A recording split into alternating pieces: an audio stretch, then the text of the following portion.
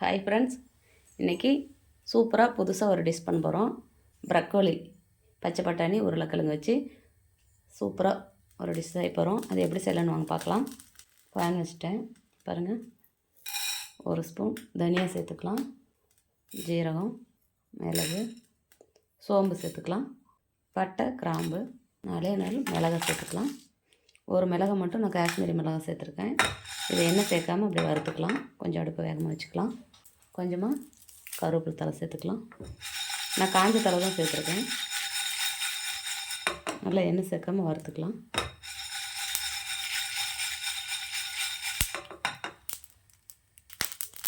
பாருங்கள், இந்த மாதிரி செவக்க வறுத்தாச்சு. இதை நம்ம எடுத்துடலாம். கடாயை வச்சுக்கலாம். எண்ணெய் சேர்த்துக்கலாம்.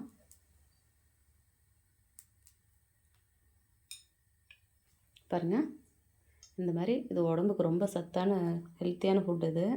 பாருங்கள், இந்த மாதிரி நான் க்ளீன் பண்ணி கட் பண்ணி சுடு தண்ணியில் போட்டு க்ளீன் பண்ணி வச்சுருக்கேன்.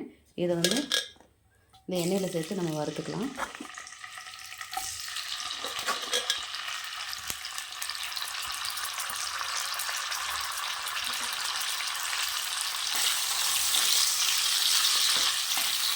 கொஞ்சமாக நம்ம தூள் உப்பு சேர்த்துக்கலாம்.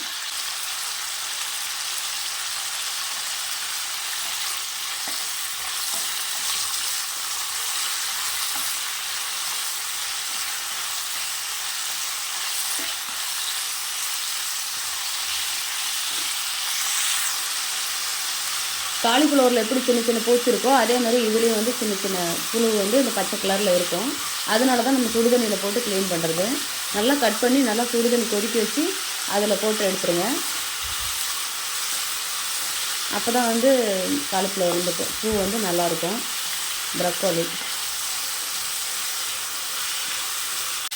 பாருங்கள், இது நல்லா வறுத்தாச்சு. இதை நம்ம இப்போ ஒரு பிளேட்டில் மாற்றிக்கலாம். அதே கடாயில் எண்ணெய் சேர்த்துக்கலாம். கடுகு உளுத்தம் பருப்பு சேர்த்துக்கலாம். கடுகு உளுத்தம் பருப்பு கடலைப்பருப்பு சேர்த்துருக்குறேன்.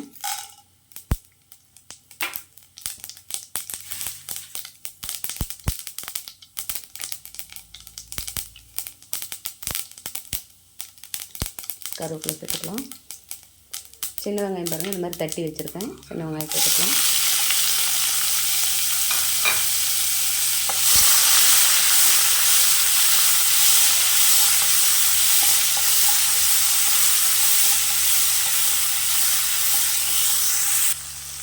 இஞ்சி பூண்டு நான் தட்டி தான் சேர்த்துருக்கேன். பாருங்கள், இந்த மாதிரி தட்டி சேர்த்துக்கிட்டா தான் நல்லாயிருக்கும். நைஸாக நம்ம அரைச்சி சேர்க்குறதோட இந்த மாதிரி தட்டி சேர்த்துக்கணும். அப்போ தான் நல்லா சாப்பிடும்போது டேஸ்ட்டாக இருக்கும். இது பாருங்கள், மட்டன் மசாலா சேர்த்துக்கலாம்.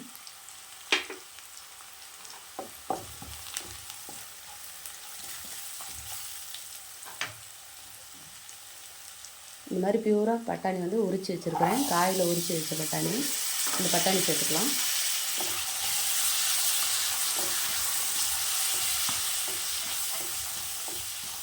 கொஞ்சம் அடுப்பு வேகமாக வச்சுக்கலாம். 2 உருளைக்கிழங்கு, இந்த 2 உருளைக்கிழங்கு இதில் சேர்த்துக்கலாம்.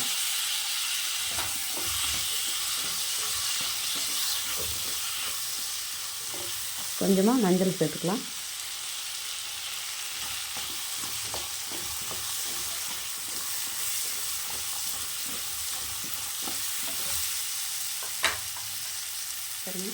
ஒரே ஒரு தக்காளி பழம், இதை அரைச்சி எடுத்துகிட்டு வந்துடலாம்.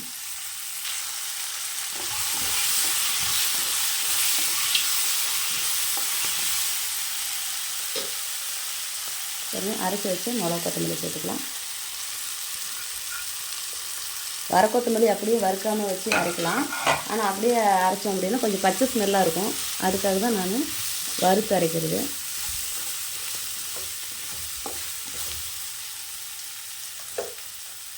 தக்காளி பழம் அரைச்சிட்டு சேர்த்துக்கலாம்.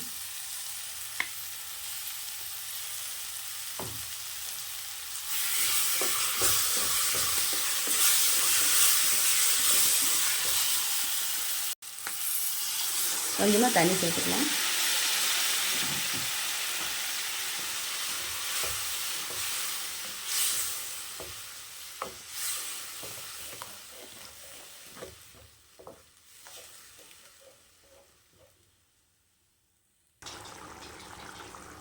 மூடி வச்சிடலாம்.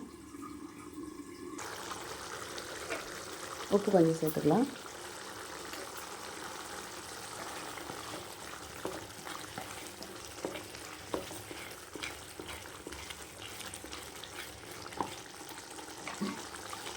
இப்போ நம்ம வறுத்து வச்சுருக்க இந்த ப்ரோக்கோலி சேர்த்துக்கலாம்.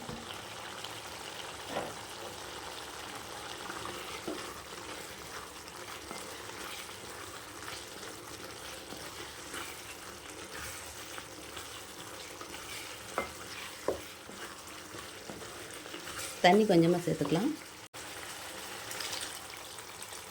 ஏன்னா வேகணும்.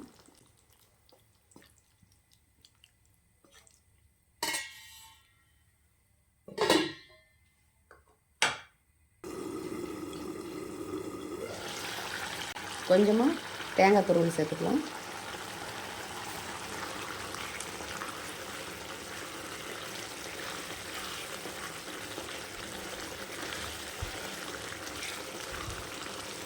கொஞ்சம் அப்படியே மூடி வைக்கலாம். இந்த எண்ணெயெல்லாம் பிரிஞ்சு வரட்டும்.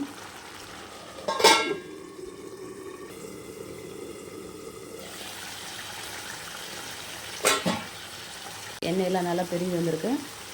ப்ரோக்கோலி, பச்சை பட்டாணி, உருளைக்கிழங்கு கிரேவி ரெடி ஆயிடுச்சு. இதே மாதிரி நீங்களும் உங்கள் வீட்டில் செஞ்சு பாருங்கள். செஞ்சு பார்த்துட்டு எப்படி இருக்குன்னு எனக்கு ஒரு கமெண்ட் பண்ணுங்கள், லைக் பண்ணுங்கள், ஷேர் பண்ணுங்கள், ஒரு சப்ஸ்கிரைப் பண்ணிடுங்க. பாருங்கள்.